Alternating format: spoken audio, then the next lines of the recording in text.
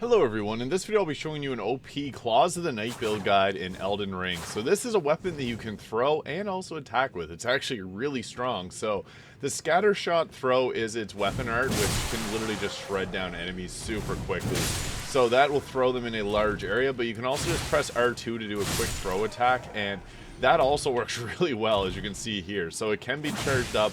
It deals a decent bit of damage, and then it also has a really nice R1 quick attack here, and we're just attacked through the shield there. You can trigger bleed pretty quick and easy with this as well, but the throwing aspect of this is probably the most fun part, and just allows you to hit a bunch of enemies really quickly and take them out fast as well, while also triggering bleed with your throw attacks. So this weapon has a lot going on for it. I'll be talking about a few different ways we can go about doing this build at level 150, but if you're a higher level, that's alright. I'll be talking about what stats to invest in.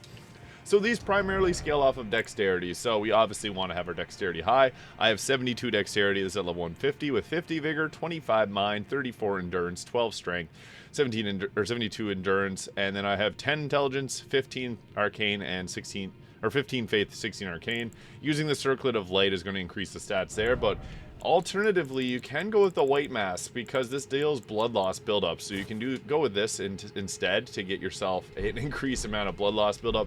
We want to have at least 56 poise though. That's going to resist 2 light attacks. So I went with the Gravebird armor, as this is going to give us increased damage on our jump attacks. I went Millicent's prosthesis and the Rotten Wingsword insignia because these attack really quickly. I also went the Smithing Talisman, which enhances weapon throwing attacks. But you could also go with the Lord of Blood's Exaltation alongside the White Mask, as these are going to proc a 30% increase to our damage whenever we trigger bleed.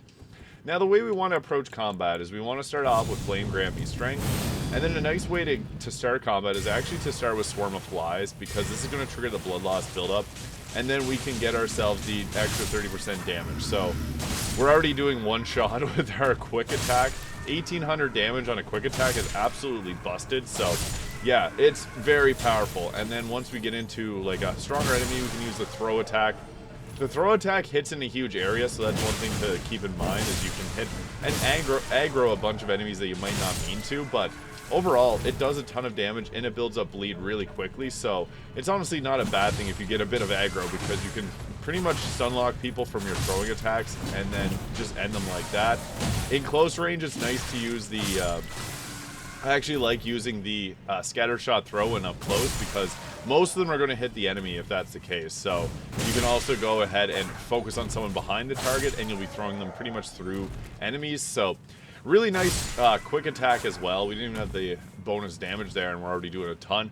I find that the Millicent's prosthesis and the Rotten Sword insignia work really well here, because it's going to be able to trigger you're going to trigger the extra damage from quick attacks very fast because of how quick this does attack.